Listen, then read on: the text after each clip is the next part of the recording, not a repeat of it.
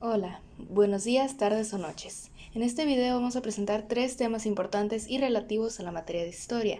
Estos tres son los siguientes: el imperio de Maximiliano, el camino al porfiriato y finalmente el que le daremos más protagonismo, el porfiriato. Presentaremos causas, consecuencias y personajes importantes de los sucesos.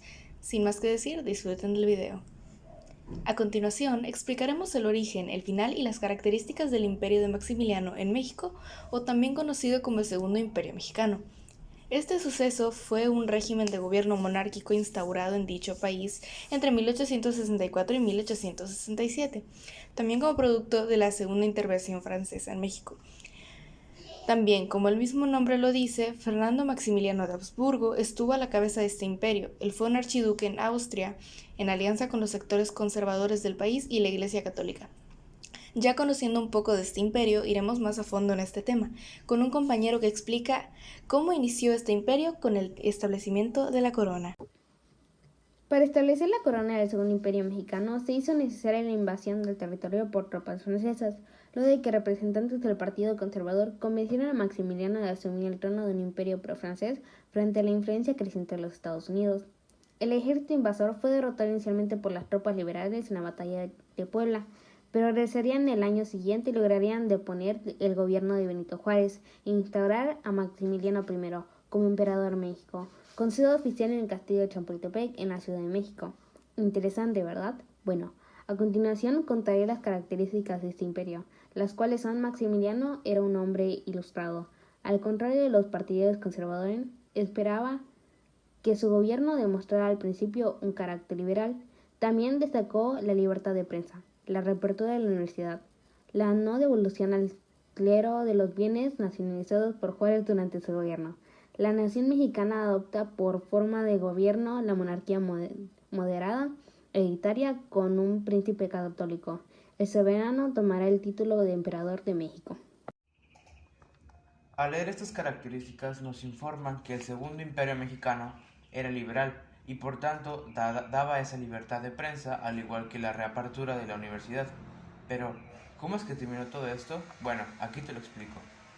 En 1867 las fuerzas liberales de Juárez ascendieron a la ciudad de Querétaro, defendida por el ejército conservador bajo el comando de Mariano Escobedo. Al mismo tiempo, Ciudad de México era sitiada por las tropas de Porfirio Díaz, impidiendo el refuerzo de las tropas en Querétaro, donde había huido el emperador hacía ya poco. La toma de ambas ciudades representó el fin del imperio de Maximiliano. Perdido ya el imperio, Maximiliano fue aprehendido en Querétaro y sentenciado por un tribunal militar al fusilamiento, junto con dos generales conservadores al mando del ejército. Su ejecución fue aprobada por Juárez y se llevó a cabo en el Cerro de las Campanas, también conocido como el Cerro de las Tres Cruces. Se dice que sus últimas palabras fueron: ¡Pobre Carlota! Y así es como termina este imperio de Maximiliano, que lo deja muerto. Ahora hablaremos de los sucesos importantes sobre el camino al porfiriato, cuyo periodo histórico comprende desde la derrota del Segundo Imperio en 1867 hasta el inicio del porfiriato en 1876. Pasemos ahora a varios sucesos importantes para antes de la llegada del porfiriato.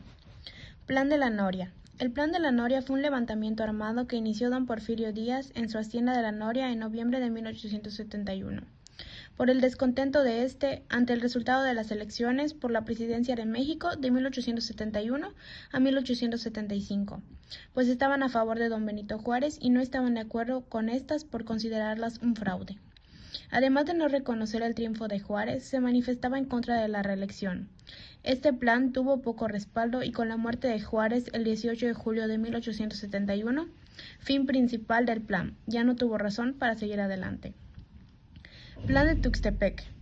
El 10 de enero de 1876, en Tuxtepec, Oaxaca, se presentó este plan, escrito por el general Riva Palacio y respaldado por Porfirio Díaz. Este plan reconocía como ley suprema a la Constitución de 1857 y promulgaba la jefatura militar de Porfirio Díaz, y negaba el reconocimiento del entonces presidente Sebastián Lerdo de Tejada, lo cual no le permitía presentarse a la reelección ese año.